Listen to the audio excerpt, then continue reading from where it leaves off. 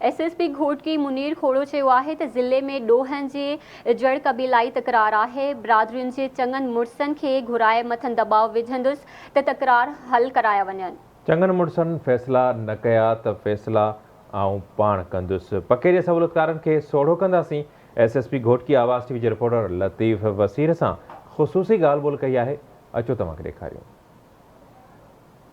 जी नाज़रीन, असीं इन वक्त एसएसपी घोटकी मुनीर खोड़े साहब सां ख़सूसी ॻाल्हि ॿोल कंदासीं। घोटकी ज़िले अंदर गुज़िरियल केतिरे टाइम खां वठी बदअमनी जे हवाले सां तोड़े जो कच्चे अंदर जेके वारदातूं पके तरफ़ थियनि पियूं, उन सां गॾोगॾु केतिरनि सालनि खां वठी घोटकी ज़िले अंदर जेके क़बीलाई तकरार आहिनि ऐं उहे आख़िर ख़तमु न पिया थियनि। उन सां गॾु जेके ज़िले अंदर जेके कहिड़ा चैलेंजिस हूंदा उन वाले सां एसएसपी मुनीर खोड़े साहब सां ख़सूसी ॻाल्हि ॿोल कंदासीं। तव्हांजी हिन ज़िले अंदर पोस्टिंग आहे, पहिरीं पोस्टिंग आहे, तव्हां छा था सम्झो कि कहिड़ा कहिड़ा हिते चैलेंजिस आहिनि?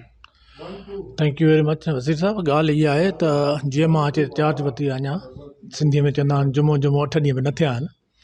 हिते जेको मसइलो मां ॾिठो आहे उहो ज़्यादातर क़बाइली झगड़ा, ज़मीनुनि जा तकरार, पाण में माण्हू विड़िया वेठा आहिनि ऐं उन में इलाही केतिरा त उन्हनि जा जवान शहीद थी विया आहिनि। उन्हनि जा हिक ॿिए खे मारनि था पिया। इहा ॻाल्हि नथा सोचनि त जान केतिरी क़ीमती आहे। मां उहो ॾिठो आहे, मां उन ते कमु शुरू कयो आहे त मेड़ मिंथ काफ़िलो उन्हनि जा चङा मुड़ुस ऐं तव्हां ॾिसंदो त इनशाला अॻिले हफ़्ते में मां उन्हनि जा चङा मुड़ुस सभु हिते घुराईंदुमि पंहिंजे ऑफिस में। उन्हनि ते इहो वज़न रखंदुमि त तव्हां पंहिंजे राज जे क़ौम जा फ़ैसिला करे मूंखे ॿुधायो। त इहो जो अमल आहे मुंहिंजे ख़्याल में तमामु सुठो आहे। ऐं जेकॾहिं इहे फ़ैसिला थी विया न त पोइ छा थींदो, इन्हनि जे ख़िलाफ़ु एफआईआर बि कोन थींदियूं, केस बि दाख़िल कोन थींदा, पाण में ठही वेंदा, त पोइ इहे ॾोह बि न कंदा।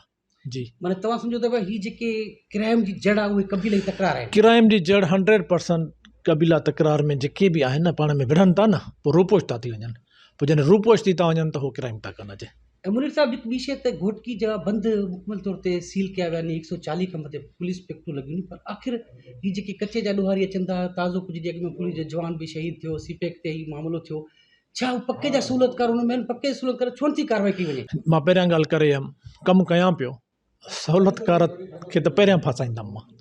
जेको सहूलियतकार आहे, सहूलियतकार त वॾो जेको नासूर त उहो आहे, पोइ उन में केर बि हुजे ऐं उनखे कोन बख़्शींदुमि। पुलिस वारा जवान जेके बंद ते असांजी ड्यूटियूं कनि था ऐं दिलेर जवान आहिनि मुंहिंजा, उन्हनि जो मां पाण अॼु बि वियो हुअमि कचे रौंती में, मां विज़िट करे आहियां। DI साहब बि गॾु हो मूंसां। उते ॾिठोसीं त जेको बीमार आहिनि या कंहिंखे तकलीफ़ आहे उन्हनि जी मां उन्हनि खे मेडिकल बि ॾिनो आहे ऐं उन्हनि ते जेको ख़र्चु थो अचे, सपोज़ को 80,000 आहे, को ₹1,00,000 आहे, जेको ख़र्चु आहे उहो उन्हनि खे मां चयो आहे तव्हांखे मां ॾींदुमि। ऐं उन्हनि जो मां इलाही सारो ख़्यालु रखियो आहे ऐं टर्न वाइज़ मां हाणे शिफ्ट वाइज़ कयो आहे त हर 3 महीननि खां पोइ बंद तां जवान जेके ड्यूटी कनि था उहे पके ते कंदा, पके वारा वरी कचे में कंदा। साहब, जीअं तव्हां चओ था जेके तकरार हलनि था उनजे चङनि मुड़सनि खे तव्हां चयो आहे मामला हल कनि, जेकॾहिं मामला हल नथा थियनि त उन्हनि ख़िलाफ़ कहिड़ी कार्रवाई कई वेंदी?